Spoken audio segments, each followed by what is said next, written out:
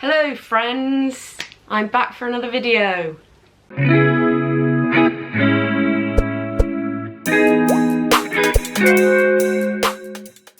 So, everybody knows I love me a good documentary, so I thought I'd tell you about some of the best ones I've watched. I feel like a majority of these are kind of mainstream, but like they deserve the hype, and some of them need more hype. I feel like hype isn't the correct word. Exposure, need more awareness, something along those lines. Like, people need to watch it, basically, is what I'm trying to say. As a disclaimer, because most of these are true crime, I think technically they're all true crime, actually. Yeah, anyway, the layout of how I'm ordering the video is how icky they made me feel. See, that's not really a great starter, but like, you know, like the way it made me feel, but like in terms of, because it's a true crime, you know? So it's gonna go from like not icky at all to incredibly icky. In fact, it stuck with me for a good 2 weeks. I do have to say that none of these are particularly what you would call a fun watch, but in my opinion, they're all stories that should be seen and heard. Even though they're not like fun, you won't necessarily get enjoyment out of it. I don't know, because I quite enjoy watching them, even though like half of it is very like, how can humanity do that? If anything, watch them just to like learn something new. So the first documentary is This Is a Robbery, the World's Greatest Art Heist. So no icky feelings with this one. It's actually quite a wild story in my opinion, and it's just straight true crime. Well, that was very well timed police sirens. I'm gonna try not to ruin any of the documentaries, but like, I'm giving you a basis. So with this one, it's basically, there was an art heist in the 80s in or near Boston. I can't remember all of the details, but I know it was like that area, that sort of time frame. And it's basically one of the biggest art heists of its kind. And like, there's like weird aspects of it that just don't add up. Like the thieves were in the art gallery for 88 minutes, which is absolutely unheard of in an art heist, because that's a sort of job that you're in and out. But they were there for over an hour. So it was like, and then it was as well, it was like there was like a mix of just straight up incompetence, but also potentially some inside job vibes with the security at the art gallery. And to this day, this art heist is still technically unsolved. I say technically because they basically know who did it, but because it's like mob mafia type things, they can't pin it down properly. And I think in all of that, there actually was maybe some murders, but it's not the main part of the story. And also, realistically, if the mafia's involved, is that really a shock? But yeah, they just tell you, like, they explain it, and there's like witnesses, but they're not really witnesses, and they get other art thieves involved. It's wild. It's just wild, and I really enjoyed it. This next one is what I would call a slow release icky in my brain. It's not the worst, but on principle, it's icky. And this one is 13th. So I actually watched this one originally in sociology back when I was doing A-levels, when we were on the institutionalized racism topic. And I think that gives you quite a good idea of the basis of this documentary. So basically, in this one, it goes into detailing why the 13th Amendment is basically a loophole for keeping slavery alive and kicking in the 21st century. It's obviously more nuanced than what I've just said, and it does describe more than that. It's like the evolution and the tactics involved with the mass African-American incarceration that started through the creation of the 13th Amendment. Because isn't it, America has 5% of the world's population, but 25% of the world's prison population. I think that's the fact. It's something like that. It's like a really big disparity between how much of the world population is in America and how much of the prison population is in American prisons. So in this documentary, it features several activists, academics, political figures from both sides of the two big ones, the Republicans and the Democrats, and public figures.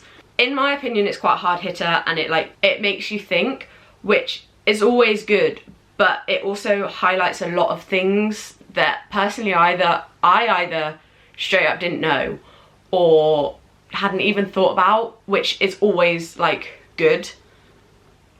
Like, I feel like documentaries' purposes are to teach you things and like open your eyes to the wider world, and this one definitely does that, and I recommend everyone to watch it.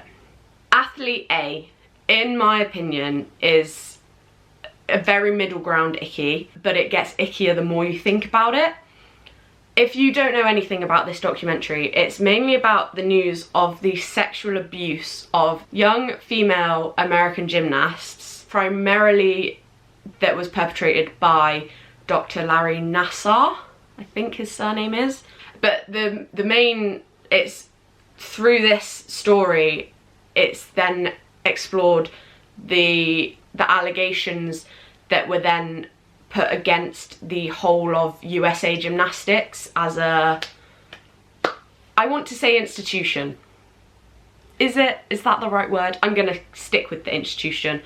It mainly follows the journalists who broke the story and like a lot of what they found out, and the journey into uncovering just how covered up the whole thing had been by the head of the, by the head of the association for USA Gymnastics, and like the case that followed that.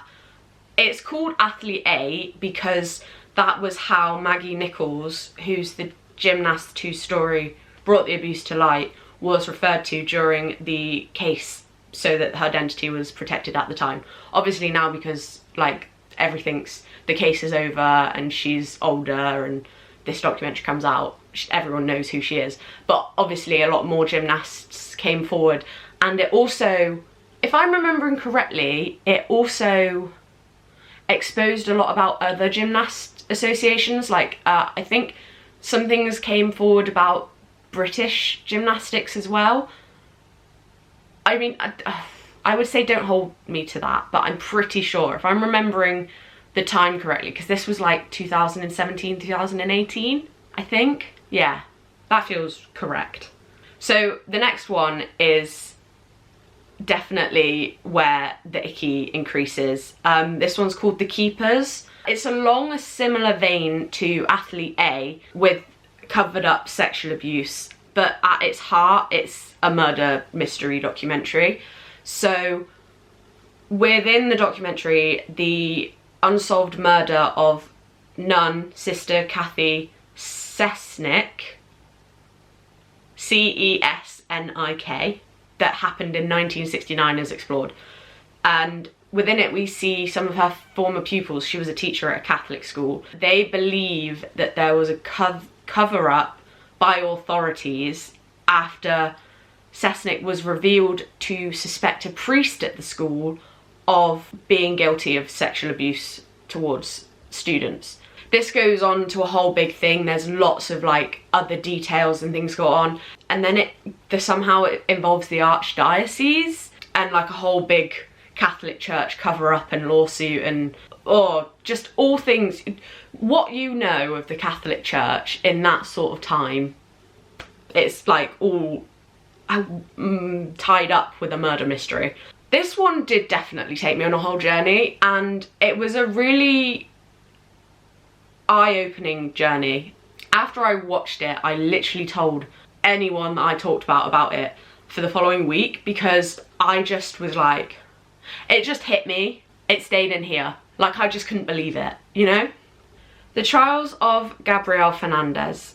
And this documentary, I have to say, really broke my heart, if I'm honest. Like, this was a sad kind of icky for me.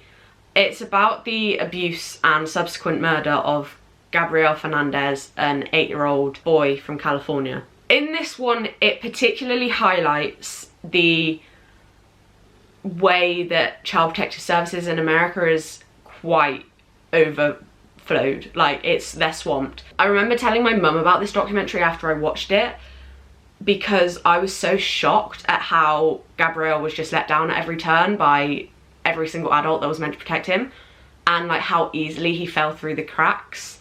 With this one, it's quite mind-blowing, but like not in a good way. And I have to, this is one that you sort of should only really watch like one episode at a time. I mean, you could binge it, but I feel like it's quite heavy with every episode. But again, I really enjoyed it. Like, I like learning about things. Obviously it was horrific case and story, but it was like getting to learn all about it. My last one that I'm doing, I'm telling you to watch, is Don't Fuck with Cats: Hunting an Internet Killer. This one, okay, this one was wild from start to finish, and I watched it with my friends, all 3 episodes, all in one, and while it was very good, the whole like murdery part left me, and I think my friends, very uneasy for a while afterwards. I liked the way the documentary was done, because the entire time I literally had no idea where it was going next. I have to say, it's one of those stories that like once you're watching it and you like learn about it, you're very much like, yes, definitely a TV show, documentary. It's like it's a story that was made to be shown, you know? But I have to say, I really did not like the snake clip. If you've watched this documentary, you know exactly what I'm talking about, and we're probably also scarred for life. If not, this is me warning you about the snake clip. It's not particularly pleasant. Yeah, I have to say this one's isn't for the faint of heart, but it kind of explores the classic signs of how someone who harms animals will almost definitely eventually move on to harming humans. So that's the first ones that I telling people to watch. I've definitely watched more documentaries. I had more that I could have done, but I was like, oh, keep it low, keep it down. I have realised that all of these documentaries are based in America. I promise I watch British documentaries. They just didn't come up this time. So maybe in the next one, and maybe some that are less true crime, murdery.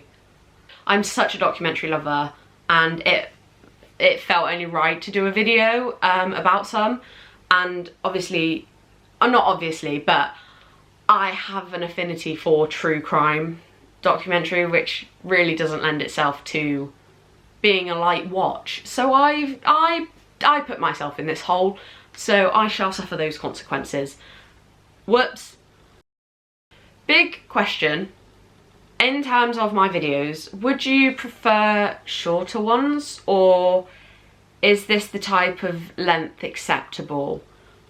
I think I'm getting better at length since starting, but if it would be better shorter, I can probably make some adjustments. Just let me know, I guess. I just want to know what, like, I just want some input, I guess, so that I can improve and maybe get my views up. So if anyone has any suggestions, you know, like comment or message me or DM, I don't know. So I will see you in the next one, I guess. Okay, bye guys. There are 3 Gloucesters in America. Why do you need 3? Da -na -na -na -na -na -na -na.